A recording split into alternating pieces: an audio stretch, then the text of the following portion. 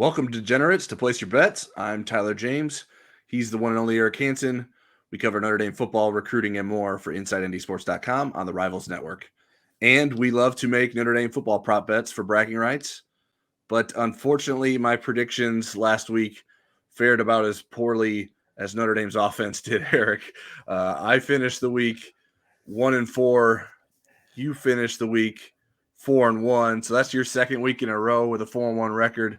So you are on a hot streak. Does that mean that you will be applying for the open analyst role on Notre Dame's coaching staff? I will. I don't know how much it pays, but it has to pay. Well, no, I wouldn't leave you because we're partners. So no, I'm not going to apply for it. All right. And the Insider Lounge didn't fare that much better than me either. They finished with a 2-3 record, but that means the season standings have certainly tightened up. I am at the top still at 17-3. Eric's right behind me, and the Insider Lounge is 15-15, which means none of us have a losing record. So that is a good thing.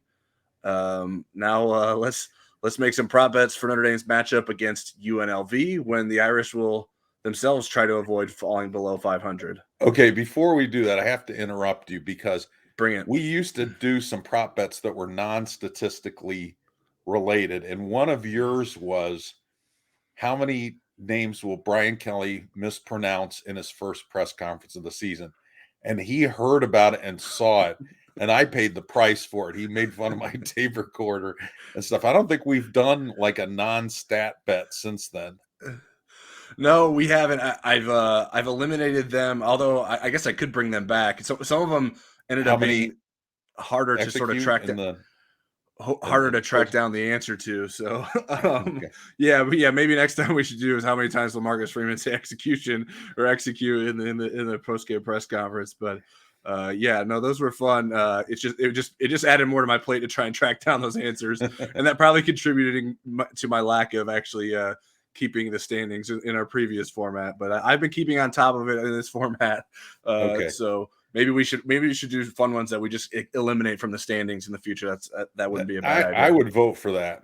All right. Well, let's think of something for next week. Unless you have something in mind for this week off the top. No, we'll get a fresh start. All right. First one I have this week is over under 69.5 completion percentage for Notre Dame quarterback Drew Pyne. Yeah, boy, he's been a little bit of a yo-yo. UNLV's not bad on defense. I mean, so much of their pass defense kind of hinges on the health of Adam Plant Jr., who missed the last game against Air Force, and he might have missed one before that, but he's like their leading guy in sacks and tackles for loss. He brings pressure, and that knocks down the completion percentage. But I still think Drew Pyne's probably going to find a happy medium. All right, I'm going to go with over. I think that Notre Dame's going to make a concerted effort to make sure that he is given easy throws at the beginning of the game, has an opportunity to convert on those, and they can go through that and sort of boost his completion percentage up. And then I don't know that he's going to have to be throwing for all four quarters necessarily. So I don't think he's going to have to throw the ball a ton. So I think that he will be able to keep it above 70% in this start, which he had done in his first three starts until the Stanford game. All right, our next one, over under 45.5 rushing attempts for Notre Dame. Notre Dame has been about at 40 all year. It's interesting with UNLV because they played San Jose State, which was really balanced, and then they played Air Force, who ran it 76 times for over 400 yards for 406, I think. I think what UNLV is going to do defensively is they're going to try the Stanford technique, and they're going to put somebody extra in the box and at least try to get Notre Dame to throw the ball out of the gate and see if they can be successful with that. So because Notre Dame will be messing around with that for at least a quarter, I'm going to go under 45.5. All right, I'm going to go over. I agree that UNLV will try that. I don't know that they will be as successful. I think Notre Dame will be smarter in terms of countering that and not just simply with the pass, finding more ways to get its running backs involved and probably getting Audric Estime and Logan Diggs involved earlier in the game than they were against Stanford. Like you mentioned, Notre Dame has only hit that total once this season when they rushed 51 times against UNC.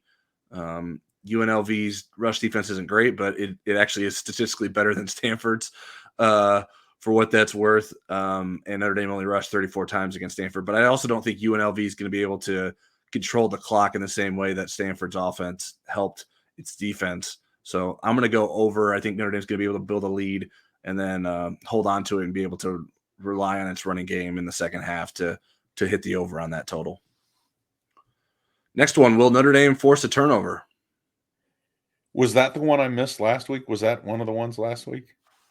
I mean, I would have missed it because I would have said yes. All right, it doesn't matter. I will say yes this week.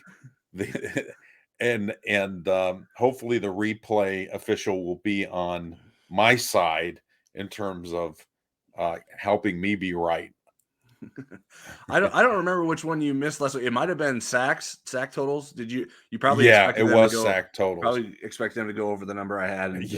Given that was one of the worst offensive lines in the country and had 2 players missing. Yeah, you could have said 7 and I would have probably gone for it. Yeah, so we all fell for that one. I even think the Insider Lounge was 100% in voting for the over on that one, and then obviously it did not hit with Notre Dame only getting 1 sack against Stanford. So, but back to the UNLV ones. That will Notre Dame force a turnover against UNLV? I mean, they don't turn the ball over a lot. They have a little bit more the last couple weeks. They were among the leaders, but still, I think Notre Dame has got to get one. Yeah, they're last in the country. If UNLV is healthy and has its quarterback available, I would think it's a little bit more difficult to force those turnovers. I think that has been related to the turnover increases, Doug Brumfield being out of the game. So I think that we still don't know for sure whether he's going to play on Saturday as we record this on Wednesday evening. But either way, I think Notre Dame has to at least force 1 turnover. If they can't force a turnover against UNLV, I mean, what are we doing here? Granted, Notre Dame's only forced 2 all season, but I still think that Notre Dame's going to be able to create a turnover. And maybe some of the unfortunate luck that Notre Dame had against Stanford with all those fumbles coming loose and Notre Dame being unable to drop on top of it will maybe turn back in Notre Dame's favor this weekend. All right, next one. Over under 5.5 tackles for a loss for Notre Dame's defense. They were not super. They did not live up to what I thought they would do against Stanford, and Stanford lost. Both these teams are kind of 3/4 of the way down the national rankings in tackles for loss allowed. I think UNLV is 90th and Stanford's 94th, and they each average giving up a little over 6. I think Notre Dame's just under maybe 5.5, and they've been plummeting. They were doing really well in tackles for loss the beginning of the year. They haven't had as many. Some of it might have to do with Howard Cross's health, missing a game and then not being himself with that high ankle sprain. He's a guy that kind of forces a lot of that action.